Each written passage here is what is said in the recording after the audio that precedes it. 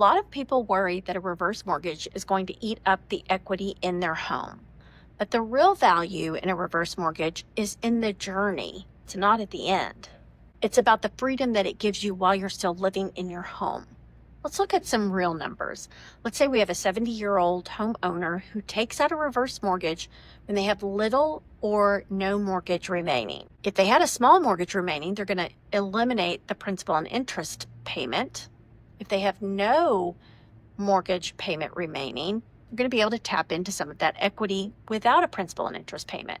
Their only responsibility is going to be the taxes and the insurance, and if there are any association charges. Now let's compare that to renting. Let's say that someone sells their home and they move into a rental situation. Probably about $1,800 a month on average here in the DFW market. With normal increases in rent, which are about 3% year over year, that rent could be well over $2,400 in 10 to 15 years. Over 10 years, that adds up to around $260,000 that someone has spent in rent. Let's compare that with FHA's home equity conversion mortgage. No principal and interest payments. You still pay taxes and insurance, but you would do that anyway if you lived in your home and it was paid off. Now, we have over 65 exemptions, and at some point we have a freeze on seniors' taxes.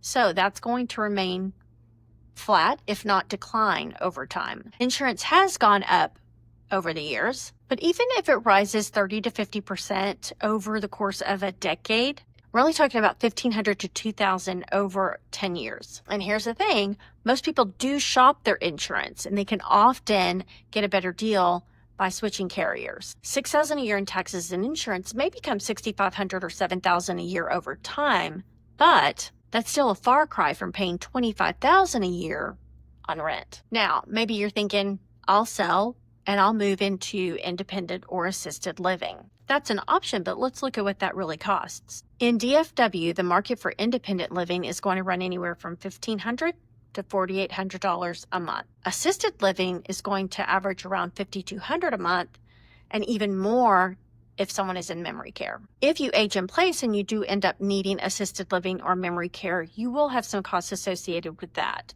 So let's keep that in mind as well. But that is a major jump in housing expenses from aging in place. So unless care is needed, staying in place with a reverse mortgage can be a much more affordable and empowering choice. So when people ask what's the catch, they're usually focused on what is in it for the heirs. But the real power of a HECM isn't what's left at the end. It's the freedom it gives you while you're still living to enjoy your retirement, keep your home, and reduce stress about rising costs. And for adult children, the value shows up in the journey as well. Because when parents have resources that they need that they can't afford, it's usually the adult children who step in to financially help. That peace of mind is worth more than people realize. That's where the true value is.